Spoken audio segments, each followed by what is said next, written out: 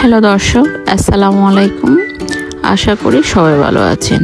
আজকে আমি আপনাদের সাথে শেয়ার করব খুবই মজাদার গরুর কলিজা রান্নার রেসিপি। খুব সহজ উপায়ে ঘরে এটা তৈরি করা যায়। আজকে আমি প্রায় 800 গ্রামের মতো গরুর কলিজা নিয়েছি। প্রথমে কলিজাগুলো ছোট ছোট টুকরো করে কেটে নিয়েছি। এরপর একটি বাটিতে কলিজাগুলো নিয়ে সেখানে 1 চা চামচ লবণ এবং সামান্য লেবুর রস যোগ করেছি। তারপর ভালোভাবে হাত দিয়ে মেখে কয়েকবার পরিষ্কার পানি দিয়ে ধুয়ে নিয়েছি।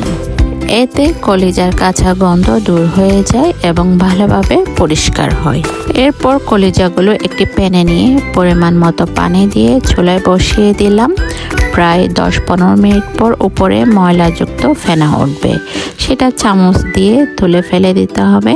তারপর আরও কিছুক্ষণ সিদ্ধ করে ছোলা থেকে নামিয়ে নিলাম। ঠান্ডা হলে উপরে পাতলা আবরণটি তুলে ফেলেছি।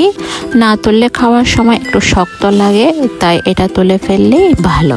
এখন চুলায় একটি হাঁড়ি বসিয়ে পরিমাণ মতো সয়াবিন তেল দিলাম। তারপর তেলে দিলাম তেজপাতা, দারুচিনি, লবঙ্গ, গোলমরিচ, এলাচ এবং জয়ত্রী। এগুলো কিছুক্ষণ ভেজে নিলাম যাতে সুন্দর ঘ্রাণ বের হয়।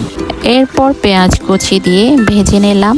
পেঁয়াজ নরম ও হালকা সোনালি হলে 1 চা চামচ আদা বাটা, 1 চা চামচ রসুন বাটা দিলাম। তারপর দিলাম 2 চা চামচ লাল মরিচের গুঁড়া, 1 চা চামচ হলুদের গুঁড়া, 2 চা চামচ মিক্সড মশলার গুঁড়া এবং স্বাদ মতো লবণ। সামান্য পানি দিয়ে মশলাগুলো ভালোভাবে কষে নিলাম যতক্ষণ না তেল ছাড়ে।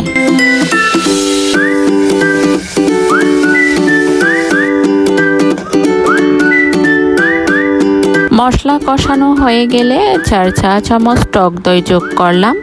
ভালোভাবে নেড়ে ঢাকনা দিয়ে 5 মিনিট কষে নিলাম।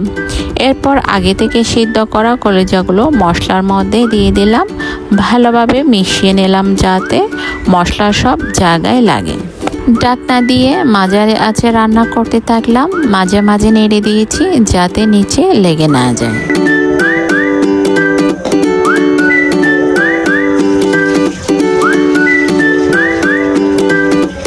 রান্নার সময় কলিজা প্রায় হয়ে এলে 1 কাপ পরিমাণ পানি যোগ করলাম।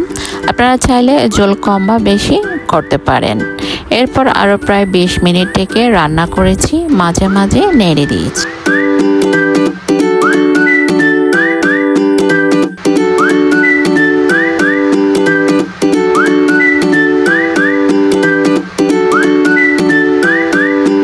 এরপর দেখলাম কলিজা একেবারে সুন্দরভাবে রান্না হয়ে গেছে।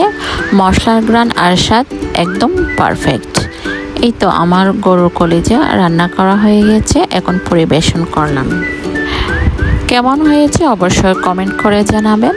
আবার দেখা হবে নতুন কোনো ভিডিওতে। ততক্ষণ পর্যন্ত সবাই ভালো থাকবেন, সুস্থ থাকবেন। ধন্যবাদ সবাইকে। আল্লাহ হাফিজ।